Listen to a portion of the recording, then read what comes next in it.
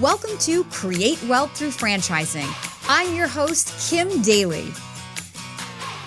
Whether you're a CEO, a military vet, a real estate investor, or simply in career transition and ready to take ownership of your future, with each episode, you're going to learn valuable insights and hear inspiring stories from within the franchise industry.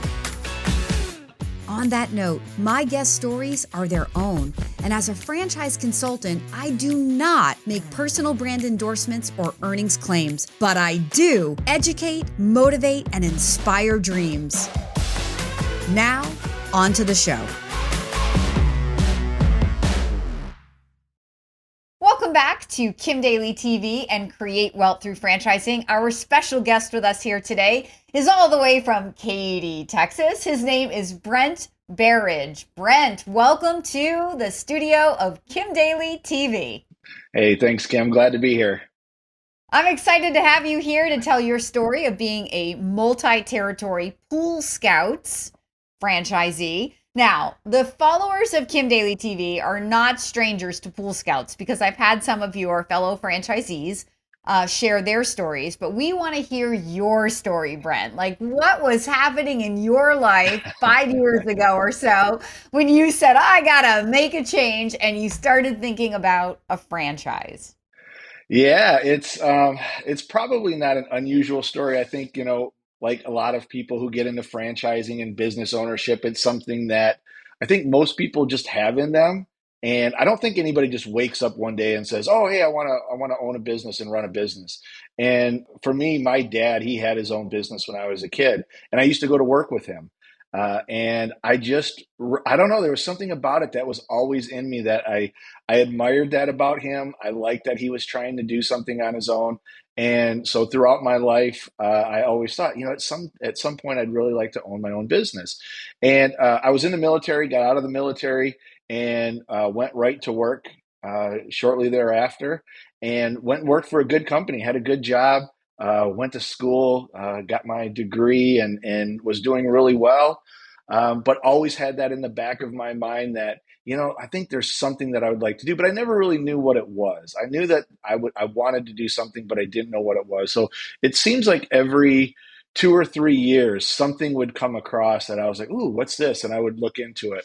And in a lot of cases, it was a franchise because I didn't really know what I would want to do. So these franchises, they offer everything under the sun. So it can be a restaurant, it can be a brick and mortar retail store, it can be a home services business, it can be all these things. And so you do, and I did. I really was looking at everything. And so as I was going through these processes every couple of years, it seems, I would always get to a point where there was either major red flags where, nope, this isn't for me, or a bunch of little red flags where I was just like, nah, this isn't the right thing. And again, I had a pretty good career going, so I wasn't really wanting to leave for anything. It had to be the right fit. And so I came across Pool Scouts in late 2017. So it was actually pretty fast for me because I found them in late 2017, and we opened in June of 2018. So it was only about 6 months from the time I first heard about Pool Scouts to the time we were open and I was out servicing customers. So it went pretty fast. I think for me, what got me into this franchise specifically was when I started doing my due diligence, and I'm going through and I'm trying to check all those boxes, and where all these red flags came up before. There's always red flags, there's always risk, but everything that when I was going through this process, I was able to risk, but it's probably not insurmountable. It's something that I can overcome. What I liked about Pool Scouts, I liked that it was a service business. I didn't really want to be selling products to people. I just thought, I don't know, there's a lot of competition. Not that there's not competition in service business, there is. But I thought I would have more quality control over somebody putting their hands on something versus buying an item from somewhere and reselling it. So I really liked the idea of doing a service business, first of all. I loved when I saw Pool Scouts, I just saw the logo and I was like, I like it. I like the emblem. It sounds like it's it's strong. It's you can trust us. And the red, white, and blue. I guess being a veteran, I like hey, this looks American. I liked it, and so that was the very first thing that drew me in. But I'm not a dummy, so I'm not just going to buy into something because it's a cool looking logo. It was when I looked into the business itself. So we're in the Houston area, good pool market. And so lots of pools, so probably lots of good opportunity to make some money from this. And the only thing I knew about pools was I was a pool owner.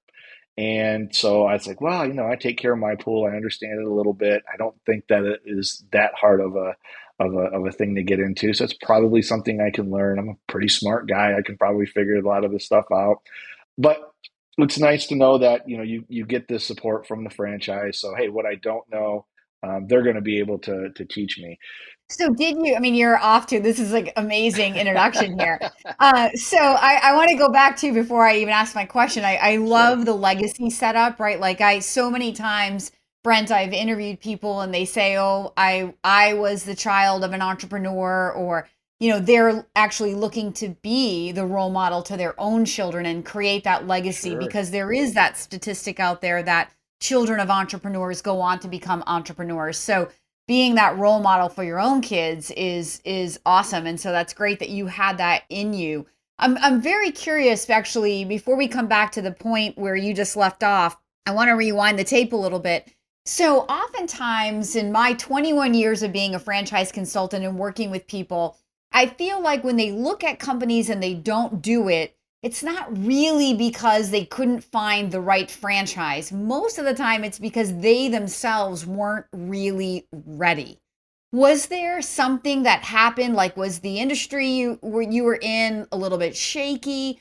Was there something personally happening that made that time when you found Pool Scouts the right time? Or was it, in fact, because you met the right people and you found the right partnership? Yeah, I think it's a combination of both. The right people, the right partnership, but also I was at my last company for 19 ended up being 19 years to the day. Just happened to be from the time I decided I Wow. was going to do this and the time I said, "Hey, I've got X amount of vacation days left, so this will be my last day." And it was 19 years to the day. So I was at that point to where if I'm going to do it, I better do it pretty quickly because I'm very much invested in this company I've worked for almost 20 years. And if I wait another 5 years, it's just not going to make sense. I should just stick it out, retire from this company. Good pension plan that I had. So it was timing of it felt like if I didn't do it within that next couple of years, 2 or 3 years, that it probably I wasn't going to do it. And Wow. so it was that combination of both. Hey, Daily Coach fans, if you're loving this episode, please do me a quick favor and leave me a 5-star rating and a short review. Your feedback fuels my growth and rankings and shows others that this podcast is valuable. Now, back to the show. You walked away from a pension to start the business as well. So you really did have a fire in your belly, because a lot of people wouldn't do that. They would say, well, I might as well at this point wait and get the pension and then start the franchise. Yeah. Yeah, absolutely. There was a whole lot of discussion with my family, friends, my dad. So talking to him, he had his business for uh, probably 5 to 10 years, and then he ended up going back to work himself. And so I was really curious why he did that. And so, but talking with him, he drove me to do it probably more than anybody. Actually, my dad and my mom both. They they just said, "Look, you're going to do great at whatever you do." Which it's like, okay, it's parents, right? Yeah, we all think our kids are the greatest. But I came to them like, I need you to be real with me. Like, Dad, you had your own business. What was it like? Do you think it's worth it? Should I give it a shot? All these things. And so it really was my talking with them about whether or not I thought it would be a good thing. And for me, I think personally, when I got down to it, I said, if I do this and it doesn't work out, I will feel more satisfied knowing that I tried versus not trying at all, finishing out my career, retiring, and then sitting there in retirement and saying, I wish I would have done something else. So I would almost rather fail knowing that I tried and failed than not trying at all.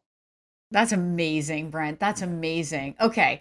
Your dad ended up closing his business or selling it and going Mhm. back to a job. Was that just a personal choice he just made for like a quality of life thing, or what was his reason for exiting the entrepreneurial role? Yeah, so he was doing this in the late 70s and early 80s. And what he told me, he said so he started a very specialized business where he worked in these trailer home communities where he would just canvas them. I remember as a kid, we would roll up these little pieces of paper and we'd go up to every door and we'd slide these little pamphlets in every door. And we would just go to community to community to community. And so he really did everything. So he was essentially a handyman. So he could do electrical work and plumbing work. And so he had a lot of opportunity. But what he told me is as the economy started to shift a little bit in the early 80s, he said it just got to be a little too tough. And so he just wanted, and he had 4 kids.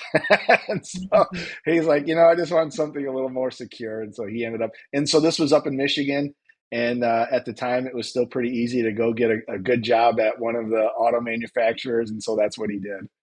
Yeah, that makes a lot of sense. And it's really one of the reasons that I love franchising too, is that as the economy changes, we're not out there as entrepreneurs trying to figure out how to adapt and evolve to remain relevant and stay in business, right? You have the collective energy of not just the corporate office, but all of the other franchisees around you, with you, supporting you, and like even coming through the pandemic, right? I'm sure you came through Yeah. that with Pool Scouts, and you probably felt your business exploded, I'm sure, during the pandemic because everybody got a pool and a puppy in 2020.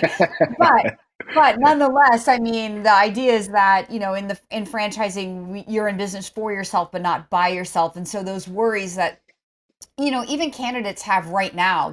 Are we in a recession? Are we going into one? Is now the right time to start a business? Interest rates are so high. It's like, look, if you're going to make those the reasons to not get in, you're never going to do it because you Yeah. can't control the economy, not now or in the future. So if you get in and it's a little bit hard because it's a recession and your business is impacted by that, so what?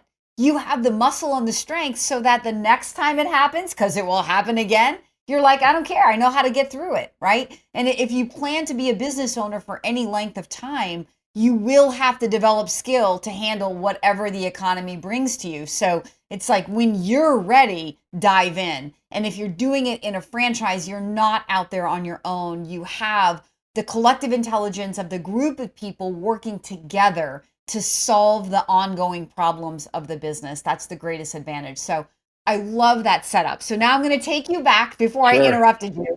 Take you back. So you chose Pool Scouts because you owned a pool, you'd cleaned your pool, you knew something about it, which is a familiar way to invest in a franchise. So let's talk a little bit about what you've learned about yourself. I always say that business ownership is a personal growth journey, if anything at all. What have you learned about yourself? Has owning a business lived up to what you thought it was going to be? Is it harder? Is it easier, better, more rewarding? Like talk to us a little bit about your personal growth journey. Yeah, I have changed a lot in the last 5 years from owning a business, and I wouldn't say it's been nothing's been unexpected outside of, as you mentioned, the pandemic. The pandemic was completely unexpected. Everybody who was in this industry and every industry, we all went through it together. We all talked about it. People who have been in the pool business for 30 plus years mentioned this is crazy. We've never seen anything like it. So outside of that, I don't think that anything has been really unexpected. The For me personally, the industry that we're in, the swimming pool industry, is much more complicated than I thought it was. I'm thinking, oh, we're Oh. just cleaning swimming pools, and you're not. I think it's a great business to be in. But I always tell, so when people, we do these validation calls. And so when somebody calls us, hey, I'm looking into Pool Scouts, what do you think? The one thing I tell them is, how involved do you want to be? Because you can be very involved, you can be not involved at all, and you can be successful either way. But what I say is, if you really want to understand the business, be able to control the business, you are going to be much better off by getting out there, learning how to not just run the business, but do the technical side of things. And you're going to find that even if you're a pool owner like I was, I knew my pool. I had one 20,000 gallon pool without a spa, chlorine pool with one pump and a filter. And then I start to realize there are so many different types of pools. There's so many different equipment manufacturers. You can do so much with swimming pools nowadays. And that's what's great, and that's what's fun, because there's always something new. There's always things to learn, but it's also very challenging. And so that's what makes the business challenging, is you have to not know your pool. You have to know everybody's pools, and you have to understand what all the different the environment that they're in, and the different types of pools and control systems and manufacturers of all these different things are doing. So the business itself, I wouldn't say anything unexpected. The industry was a bit unexpected, but honestly, I think in a good way.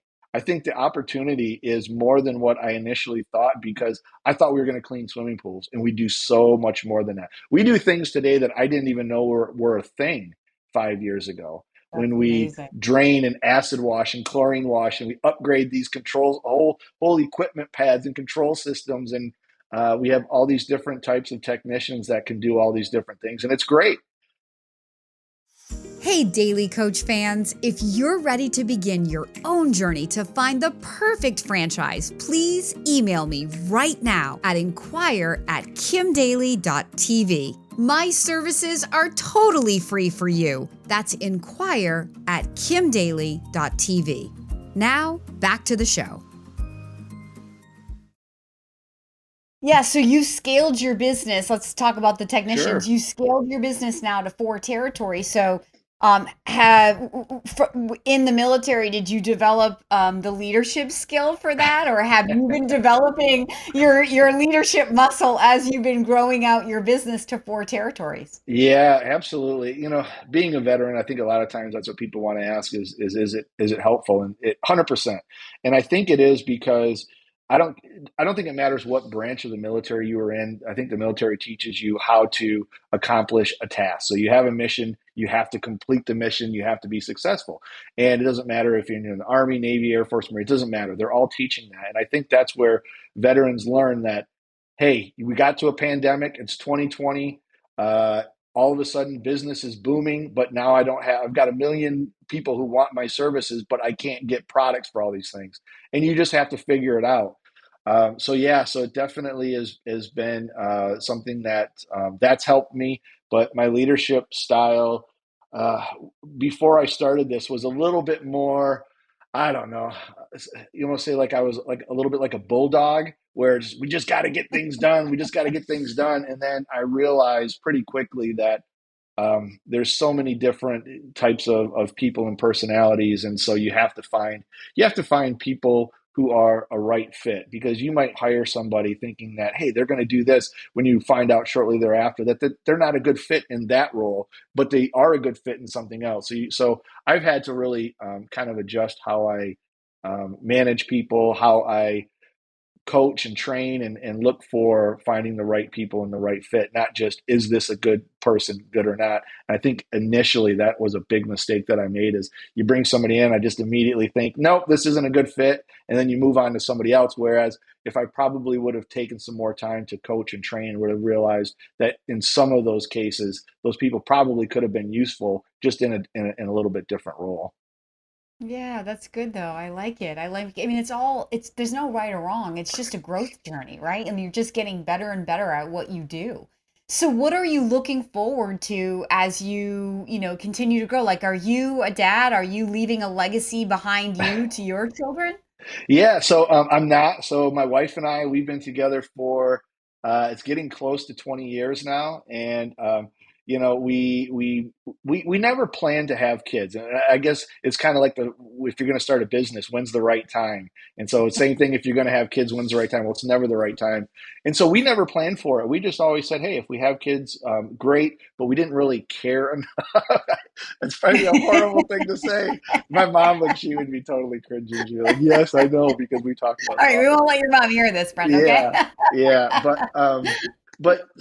so I wanted to start this business for myself, because it's something that I always wanted to do. But I like owning a business so that it helps other people. There is nothing better. I don't like to just replace somebody. So if somebody quits, or if you have to let somebody go, we're hiring somebody just to fill a spot. That's one thing. I love adding positions. So I love adding more people. So when we grow and we have more territories and we get more dense in these territories and we have more customers, and now we have to go hire a new person to fill a new spot. That's what I love. And so right now we've got 12 employees. We started off, it was just me. So now I think, man, there's 11 people that my thing is supporting their lives. And so when it gets to 13 and 14 and 15, and that's what I like. That's what I really enjoy. And I tell people this sometimes. I think they don't believe me. They think, no, this guy just wants to make money. And I was like, it's really not. It's not about that. Yes, I need to be able to pay my bills. I need to make money. We all have lives and things that we want to do. But for me, the business, the most important thing is, I love to watch the business grow, and I love to see that we can do things and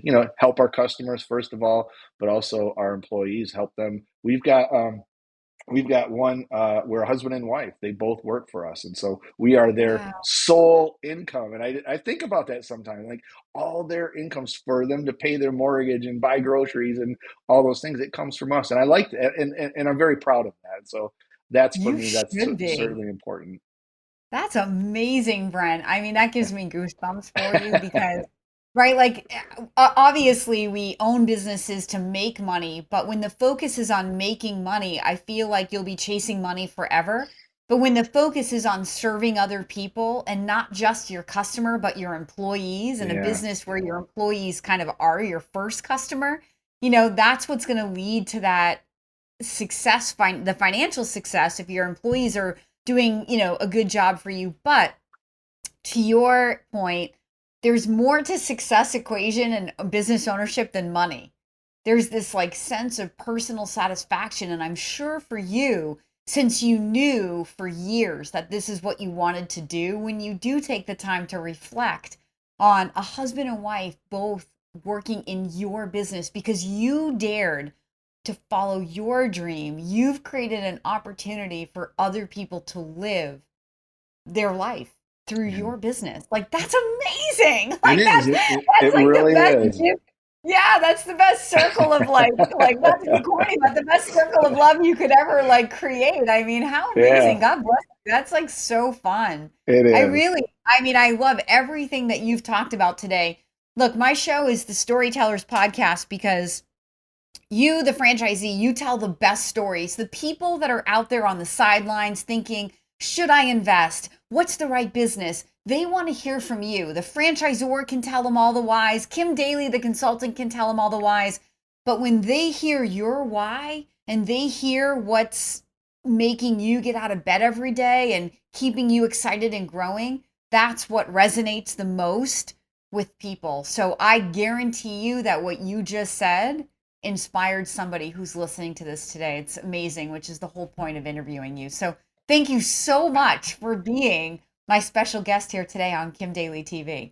Absolutely. You're very welcome. It was great. I enjoy talking about it as well. It's amazing. And I love my people at Pool Scouts. You've heard me talk about, I don't do brand endorsements, so I don't want to spend too much time there, but franchising is always about who, not what. So it's always about finding people that you believe in, who you believe can coach and train you to go on to become a successful business owner. That's the reason to invest in a franchise above all, right? Yes, we Sure. want great systems and technology and leverage to help us scale businesses faster. But the number one reason is because you find people that you want to be in business with, because business ownership on your own, it's very, very lonely. Yeah, So absolutely. Yeah, and so imagine going through a recession, going through a pandemic as a solopreneur or an entrepreneur. You don't know what you're doing, but we still didn't know what we were doing even as franchisees, but we didn't have to get in the fetal position. We had the collective intelligence of all the people around us, and we could come together to support each other, to help move each other forward emotionally, physically. And then, of course, that turned into the financial motion as well. So, Yeah. anyway, this has been amazing. I appreciate you, Brent, so much. For those who are inspired, like I am, by this story, if you are ready to begin your journey into exploring what is the right franchise for you, or if you like the idea of being in the Pool Scouts business, please follow the email on the screen right now or reach directly out to me at inquire@kimdaly.tv. That's inquire@kimdaly.tv. And until next time, my name is Kim Daly, and I want to be your daily coach.